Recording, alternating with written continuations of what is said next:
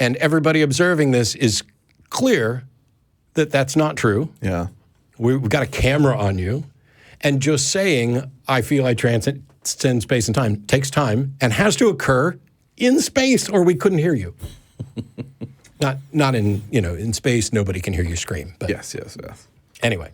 And then the ineffability. Inability to explain, yeah. Yeah, I get that. I understand that we all have experiences that we can't explain.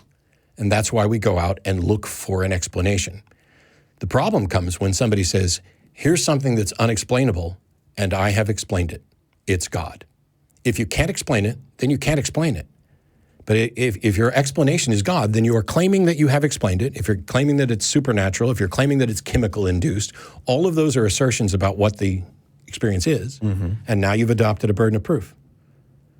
So if you think you can't both call something unexplained and offer an explanation. And the study, I can't imagine that.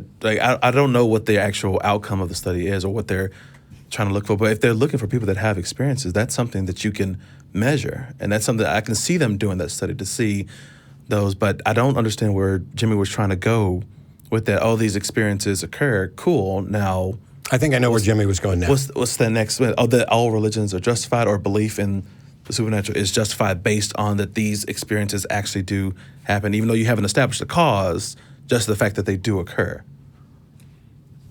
So Jimmy was listed as a theist, and we still haven't talked about that at some point. Sure. If Jimmy calls back, and you're welcome to. I think I have a better understanding of where he was going, because it could be that he was trying to show that science is disproving the mystical aspects of religion.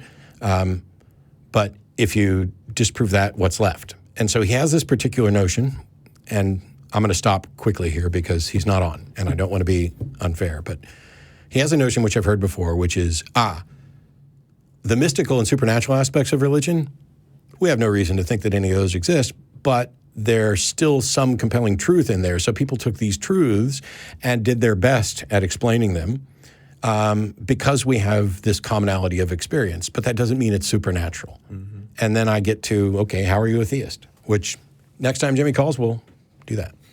All right. Anyway, so that was 50 some odd minutes of the show. And honestly, I mean, I'm sure there's people in the chat room that go, oh my God, why didn't you hang up on this earlier? Why are you going to say, why are you interrupting each other? Why are you talking over each other? I get it. All we can ever do is strive to do better. But I think we did get some things out of that call. It's just incredibly frustrating to not even know, like, what direction somebody's going. Yeah. I called you a while ago to talk about this study. Have you looked into it? No. And even brought up one of the main issues that we had was the definition of mysticism and actually using it.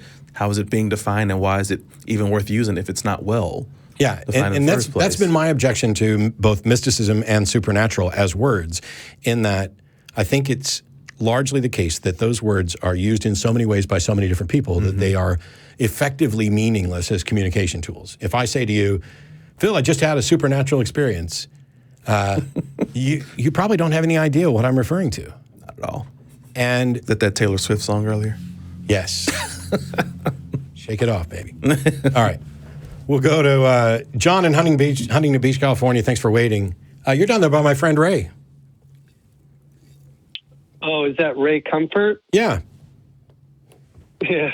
Okay. Yeah. Well, greetings from Southern California. Thank you for putting me on the air. Sure. Welcome. I won't ask you to comment on the last caller, but if you segue that direction, you're still okay. Okay. Well, thank you. I appreciate that. Listen, I'm going to actually try and keep this away from all this frustrating word salad that I hear. But I guess my first question is do you believe that there is no evidence for God, or do you think there is some evidence for God? However, it's not sufficient for you to believe that a God exists.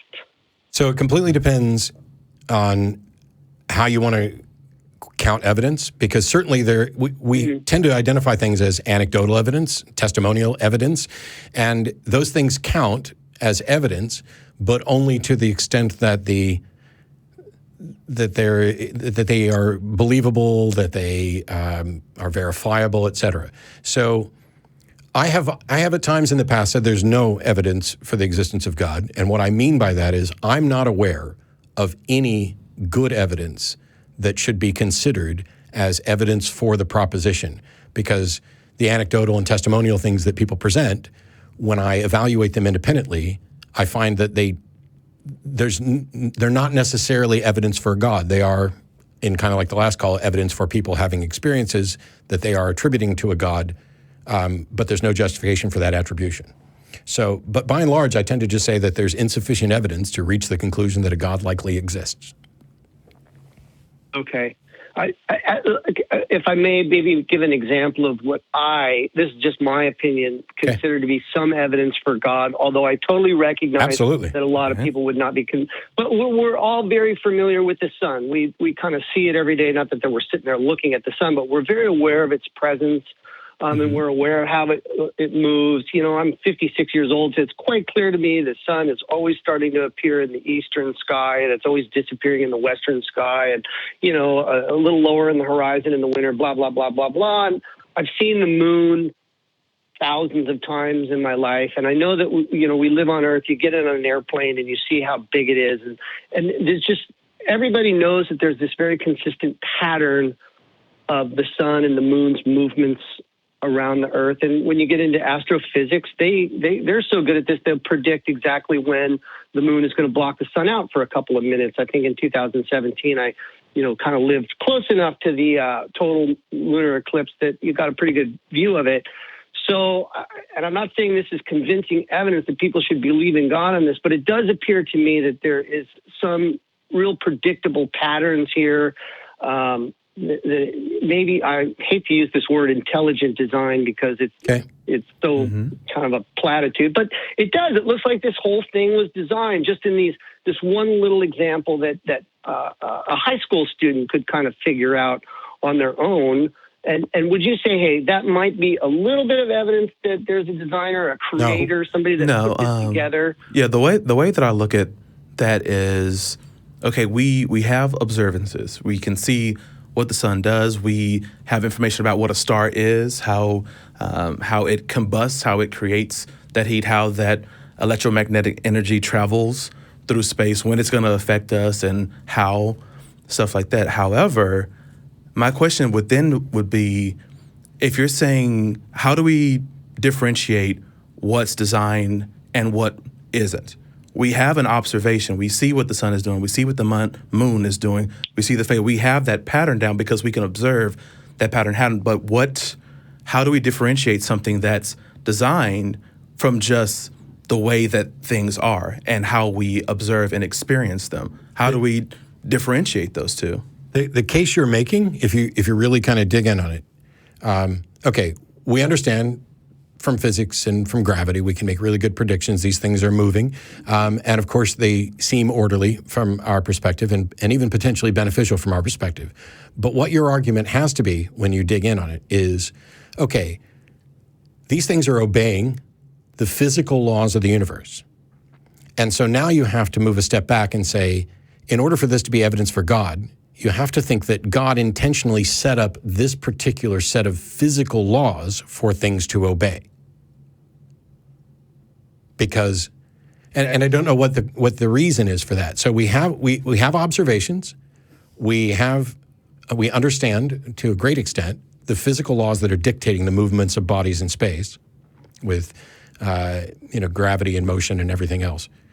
And what you're doing is looking at it, and like everybody else, I mean, we are pattern seekers. We see intentionality in design. And you're saying, when I look at that, it seems so orderly that it seems to me to be, at least somewhat convincing evidence for God. But in order for that to be the case, what you'd have to be saying is, I am convinced that because there's order, God must have defined that order. It was intelligently decided that this would be the order. So you're essentially arguing that the order we perceive could not have come about by natural means, or was incredibly unlikely to have come about by natural means.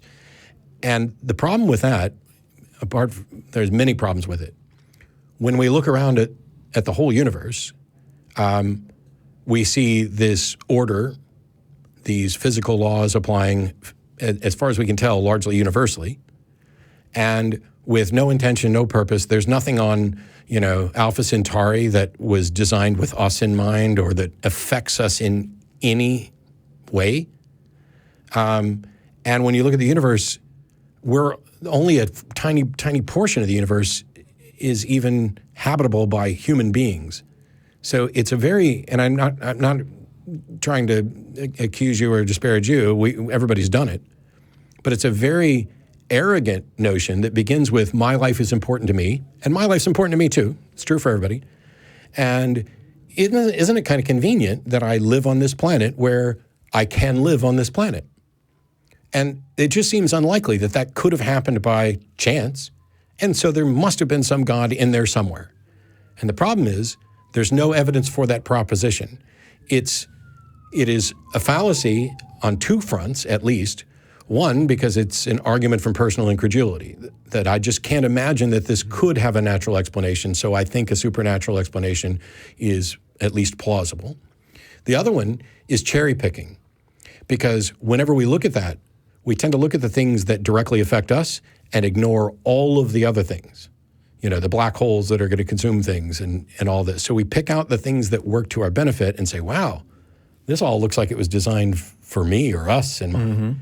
And we ignore the things, the fact that we would die in the vacuum of space and we can't live underwater without, equipment and gear, and that a good chunk of the planet is inhospitable and that there are things out to kill us and cancers and blah, blah, blah.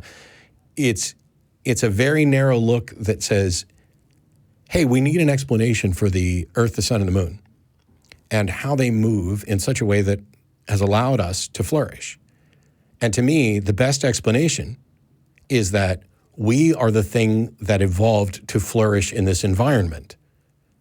So in some other environment, something else may have evolved and is looking around doing the same thing we're doing. Gosh, the universe was created specifically for me. Does that make sense as to why I don't really count it as evidence for God? Yes, I kind of wanted to maybe respond to this, human arrogance. Absolutely. I don't believe that. I mean, we sit there and we look at an eagle soaring through the sky, and we're jealous because we can't do that. And we know that the eye on that eagle is vastly superior to the eye that I have in my head. And, a bear is 10 times stronger than any human is. So I don't see any evidence that we're the chosen, that human beings are the chosen thing, because many creatures in the animal kingdom are far more capable than we are. I mean, jump into the ocean and you're not going to last very long, but a whale will last its whole entire life with no problems whatsoever. And then this kind of thing about how do you tell? I'm thinking the sun, the moon, the earth, those are clearly not man-made. We did not have anything to do with that. The issue is, are they made? Yes, I agree with you. That is, was it made it was made, but was it made by a god or was it made by the natural forces of nature? Okay, we know the answer to that too. That's unless God has influence over the natural forces of nature. Now we are exactly where I predicted we'd be. Yeah, that's asserting something that's there. What evidence? So this is why I was saying, I understand how you got there. I'm just saying what I would need is evidence that God intentionally set up the laws of nature or is manipulating laws of nature. The fact, the observation itself is not evidence. You have to establish some kind of causal connection between the God, the proposed explanation you have, and the observation. And so that would require evidence that God either set up the physical laws or manipulates them. That's where the evidence would be. Yeah. Okay. And if the Creator God exists, He's not giving us that evidence that we can say, there's a God. There's the evidence for it. Okay. The evidence is circumstantial. It's circumstantial evidence, which I don't think you can call circumstantial evidence no evidence at all. It is evidence. When you're looking at something, when you're looking at something like that, like you're saying, to look at the world around you, look at the eagle and the way that everything works, but the fact is, you have a sample size of one in that study. You have no other conditions or other parameters. You have no other subjects. We don't have another universe to study to see that this is how a universe actually looks when it doesn't have a designer. Things are just out of whack. Things are just doing this. We don't have another comparison to make. And so saying that the world that we observe around us is sufficient evidence to say that a deity designed it, means you had to have some kind of criteria to say why a deity would not have designed this. You have to have some kind of juxtaposition. There's some way to differentiate the way those two universes would be. If it wasn't designed, the sun would be doing this. It wouldn't be doing this. You would have to establish those things. And because we only have one sample size of this study, so to speak, which is our observable universe, we don't have the evidence to say that this was intentionally designed because this is what it should be based on our studies of these other universes. We only have the one. And so that was always a very unconvincing argument to me, to say that look at the trees around and look at everything that is around you. That's how you know that a deity was there. And it's like, this is all we've got. This is the only observation we have. We have no way to say that that sand over there was intelligently designed, but if the sand looked like this, oh, that's not. Yeah, we don't have that. It's even worse than that too, because and I'll ask you this, John. So you're listed as a theist on the call screening thing. So I'm assuming you believe in some God. Yes, I do. Okay. Mm-hmm. Do you think that the gods you don't believe in are real? No. Okay. So I believe in yeah. You would probably agree with me I mean, that throughout human history, people have invented gods that served as explanations for things we didn't know, right? Absolutely. And so if we live in a world where people are inventing gods to specifically serve as explanations for things we don't know, then we know that most of those proposed explanations are false. But it shouldn't be surprising that if somebody invents an explanation for the order in the universe, that their explanation would actually be sufficient to explain that order. So it's like saying, hey, how did this phone end up on the table? Well, let me come up with a list of proposed ones. Everything that I'm going to propose should be sufficient. Last night, Pixies came in and set the phone on the table in this position.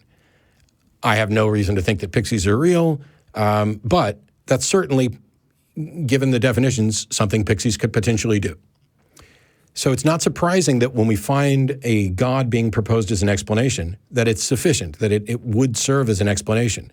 The problem is we have no demonstration that it is both necessary and sufficient, that our one proposed God out of the many gods, and out of this God out of all those gods, and all those gods out of all the potential explanations, how do we determine that this specific God is the best explanation, especially when we have no way to confirm supernatural causation, and all of the evidence shows that the universe operates in an orderly fashion and doesn't give a rat's ass about us? Yes, I'm in a lot of agreement here. However, I wanted to respond to Phil's saying we don't have another universe to kind of compare ourselves to. We don't have another universe, at least not one that we can observe, but we do have a lot of other planets that we're now able to observe and kind of look at. Sure. And so we have that example. As we seem to be, for what we can observe with, telescopes and infrared light and all the things that the astrophysicists look at, we're it. We're the only planet that we know of out of all of the stuff out there. And I'm not saying this is evidence straight from God, but it does seem to be circumstantial evidence to me that that for whatever reason we got picked to have life, and not necessarily human life. Maybe God likes polar bears and he wanted to create an environment for polar bears. I don't know. And then we ruined it. But we're it. Yeah. Because we're arrogant. Well, yeah. I mean, we might be the bad guys in this whole thing. We could be. I guess I have one. But here's the thing. Okay. What percentage of the universe have we explored to the extent that we can rule out life? Yeah, I mean, an incredibly small amount. I mean, there's so much that we don't know. Let's say less than 1%. Let's say less than 1%. I think way less than 1%. I do too. I think it's a vanishingly small. And so, in what other, like you can't put a number on it. In what other area would you recognize that you have a vanishingly small set of data, and then still extrapolate to, we know enough that clearly we were picked? Okay, but do we have a vanishing small amount? There's so much that we don't know, but that doesn't mean that we don't know what we do know. We do know a lot. We have a lot of data. You're aware that we've found the building blocks of life on other things other than Earth, right? Carbon and all these kind of things. Yes, I think that I'm aware of that, if that's what you're talking about. Yeah. We don't fully understand how life arose, but not just the elements. I mean, I'm talking about finding basically the essential building blocks of life, the things that we suspect would be involved in abiogenesis elsewhere, on asteroids and things like that. But here's the other thing. We could be the only one in the whole universe, and that would be remarkable. It could be that... Yeah, I don't think we are, actually. I think because of the odds, there's probably somebody else out there. Whether we'll ever find them is, I don't know. Okay, now I'm even more confused. A little bit. Because a minute ago, we were the it. chosen. Right? We were picked. And now you're saying that... We're the only thing, yeah, okay, I created confusion. Let me see if I can explain it. For what we know, we're it. And I think we have a lot of information from thousands of potential planets out there that we're able to determine that don't have any life on them. However, actually, there's... All right, we cannot... There are things where we could determine that, given facts we have, there's probably not life as we know it or understand it on a particular planet. But we haven't even confirmed whether or not there's life or the building blocks of life on any other planet in our solar system. And it's kind of arrogant to presume that we already know about all the potential types of life that are out there. You go down to the bottom of the ocean where there are things feeding in sulfuric acid around vents. That's not life anything like us. I mean, yeah, okay, it's still carbon, it's still DNA, but this is not life as we would. How much weirder could something be on another planet? So we're in this position where we don't really know a lot. Very weird. Yeah, we don't really know a lot. You're convinced. Okay, so can I ask a final question? Because you guys have been very generous with your time with me. But this is my opinion, my belief. I'm not trying to put it on anyone else, but I look at everything and I go, oh man, this is just too amazing to be by pure cancer and the forces of nature. Cancer, leukemia, AIDS. Yeah, no, I get it. Maybe we're not God's favorite people. Maybe God's malevolent. Who knows? I mean, I'm not saying God is good. Or maybe there isn't one. And he created all this. Maybe there isn't one, and some people look around and see it as amazing, and some people look around and see it as crap. Yeah, I look at it and I see it both ways, however, I guess my question is it totally unrealistic? You guys basically think I'm being completely nonsensical by looking at all this and deciding, no, this was created by some type of intelligent designer, that there is some God out there that did this and caused this to happen, that life would survive for whatever purposes that God may or may not have. I don't know. No. Is that just totally nutso for me, or is there some basis for that? I mean, based on what you said, most of kind of what you're talking about revolves around incredulity, like looking just around you and coming to that conclusion because you can't come up with another explanation as to how what we observe around us could have come into form. But that has nothing to do with how it actually did come into form. Like, it's very interesting, and that's not something that I haven't heard before. But to say that because of what we see around us, that justifies my belief in, well, not only a deity, well, this specific deity that did these specific actions, like that, it's so unfounded based on what you presented here. It's just I'm not sure. I wouldn't say that you're completely wacko or nuts or whatever you said to believe that, because there are some people that do. The data shows that find that convincing. The data shows that you are normal. The overwhelming majority of people, but I'm not. But the overwhelming majority of people through history and currently have reached the same conclusion you have for pretty much the same reason. That tells us nothing about whether or not you're actually correct. Sure. Actually, it tells us about whether or not you have good reason, because you don't. But not recognizing that doesn't mean that you're nuts. It doesn't mean you're completely out there on a limb. It doesn't. This is what we normally do, and we've even classified the errors. What you're committing, as far as I can tell, is a type 1 mistake.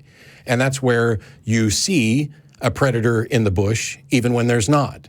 A type 2 mistake is when you don't see the predator in the bush when there is. Type 2 mistakes are, and I'm assuming I got that right. If not, somebody will correct me. But the type 2 mistakes are the ones that are deadly. So the person who thinks they see a predator in the bush runs away, even if it's not there. So they are more likely to survive and pass on their genes. Mm-hmm. The person who doesn't see the predator in the bush dies. And so the type of error you're making, it gets into Pascal's wager even of, I look around and I see all this amazing stuff for us. Mm-hmm. And it just seems like a plausible explanation for that is that some being intentionally created all this and set it up so that it's beneficial to us. If you're wrong, that's unlikely to have any dramatic effect on your life for just that simple belief. If, in fact, I'm wrong, well, we're back on Pascal's wager, where if, depending on the God, I could suffer all kinds of whatever. But it's not true that a type 1 error is without consequences. So you could believe, hey, I think there's a God, but I don't know much about it. Cool. I probably don't have much of a problem with that other than I don't agree. The problem is that once you're convinced that there probably is some kind of being who's got your best interests at heart and who potentially created all of this for you, that leads down to all of the different religious views we have, right down to this guy cares who you're sleeping with, no free butt sex, no, you can't love somebody like this. These people should have rights. These people are inferior. It leads to an us and them thing, because as soon as you think that the universe was in some way put together for you, there's no guarantee that you'll stop at the universe was put together for life on Earth, or humans on Earth, or white humans on Earth, or white male humans on Earth, or white male humans on Earth who like pickles. You can spin this into anything, and that's how we get the religious sects. So I think the thing here is, I'm not convinced you are wrong about a God. I'm just not convinced that you are right. And the reasons that you offer, I can show you why I don't find them convincing. And it's because if there are 20 different potential explanations that we know of, we need a way to differentiate between them to figure out which one's most likely. But we also need to recognize that we might not know all the potential explanations. The fact that we've got a list of 20 now, you go back a few hundred years, maybe they only had a list of 15. You go back 1,000 years, maybe they had a list of 5. You go back to when many of these religions were formed, maybe it was just patently obvious, this shit can't happen on its own, of course there's a God. And then in the intervening time, while we're going out and exploring and understanding physics and astrophysics and how these bodies move, and we're coming up with the best explanations that we have, such that we can predict lunar eclipses forever, we are still struggling with the baggage of people, ancient, ignorant, goat-herding marauders who were convinced by someone, themselves or someone else, that they were getting messages from the one true God and that they're the special ones. And that's of course where my biggest problem lies. But I don't want anyone to believe anything. Can I respond to that? Yeah, 1 second, I'm done. I don't want anyone to believe things for bad reasons. You should always have a good reason for what you believe. But go ahead. Okay, so yeah, I kind of already did make the point. I don't think humans are special in this whole thing. So I could never really argue that, say, for instance, because I know God and God is telling me this, that we ought to eat cows or something. But I don't necessarily think we're that special. I'm not sure. And yet the evidence is directly opposed to you, because there's a religion that says we specifically shouldn't eat cows, and another one that says we're to subdue the earth. So the evidence is that people, not you, but people are definitely like this and have been for a long time. I agree, but because I believe in God does not make me religious. It just I agree. means I believe that there's a creator here. That doesn't mean that a religion has got nothing to do with God, really. I mean, in my opinion, it's a man-made thing. I thought I'd already the guy who made the sun. I thought I'd already acknowledged that your particular thing is not something that I have a great objection to, except for where it can lead. So believing anything for bad reasons. That's a slippery slope deal. No. I want to throw this in there if I could, Matt. But if you believed in God, couldn't you argue, well, you're wrong because your religion is man-made and the universe was made by God and the universe is organized in this way? I guess let's pick a thing, gay marriage. I imagine that this is, a topic people have been discussing. I said, well, gay people are here. God put them on there. How dare you say that gay people are somehow evil or an abomination in an ancient book written by people who we don't even know of? But your evidence for that would just be because God put them here?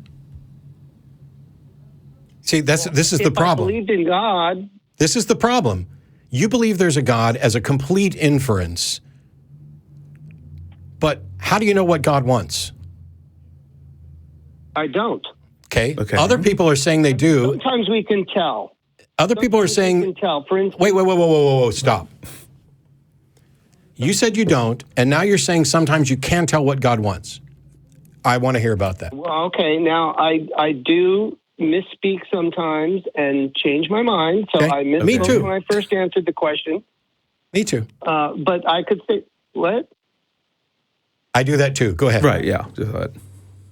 Okay. Well, listen, what I was going to say was, look, I think sometimes we get some evidence what God doesn't like and what God does like. For instance, this whole thing, don't have sex before marriage, doesn't seem to really, that doesn't sit with me. But don't be promiscuous. Don't have sex with a whole bunch of different partners. That does seem to resonate with the God. Because who the hell are you to tell other people who they can and can't have sex with? Right.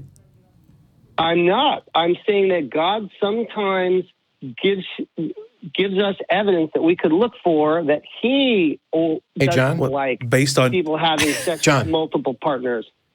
John, I'm going to do you a big favor because you just completely shot yourself in the foot and undermined everything you were saying before, because you're now convinced that God doesn't want people to be promiscuous. That's how religions start. Mm-hmm. You said that your God thing was completely separate from religion. You said that you don't know what God wants and you believe it for this. But if the second you went to, I don't think God's opposed to sex before marriage, but God's opposed to promiscuity. Congratulations. You have now demonstrated the point that I was making the entire time, is that even that type 1 belief that may not necessarily be bad can lead to other things. It's not a slippery slope argument to say it's necessarily going to be there. It is a data-based argument that shows that it does in fact go there, and thank you for demonstrating it. And does your God have beliefs, or at least intend things that just so happen to comport with what you believe the world should be? Yeah, and how many people can I have sex with before I'm promiscuous? And I mean both at one time and in sequence. Because ultimately, like what you said about gay marriage, saying like, oh, well, you look at that as, well, God put them here, so how can they be evil, or something like that. That may be what you believe, but to assert that a deity, it's a naturalistic fallacy, right? It's just I don't understand like how you're even coming to that conclusion, or how you're figuring out, what things are. It just so happens to comport with what you believe. Matt, I really apologize. God put me here and gave me a particular. I can barely hear you. Yeah, God put me here and gave me a particular sex drive that causes me to have sex with almost nobody, and He put somebody else here that has a sex drive that causes them to have sex with countless people. How is that any different from your argument that God put them here? So this whole thing is a demonstration. You've taken step 1 towards turning your personal God belief into a religion. And it's not because you have any evidence that God doesn't want people to be promiscuous. It's because you have a problem with people who are promiscuous under your definition. Mm-hmm. So it seems like we lost him, but that's what it seems like. Okay. I was going to do him a favor and let him go, and so he could go think about that, because I don't know, maybe I'm the only one, but if you say that you don't know what God wants, but sometimes you do, that's a problem. Yeah. And then when you show how religions can start from one idea to another, there's nothing about the notion that a God created the solar system, the laws of physics, the universe, etc., that tells us anything about what God says about sex. And yet that's exactly where He went right off the bat. Yeah. And it's probably the most pernicious of all religious things that have been brought up. Oh, you shouldn't, if a man lies with another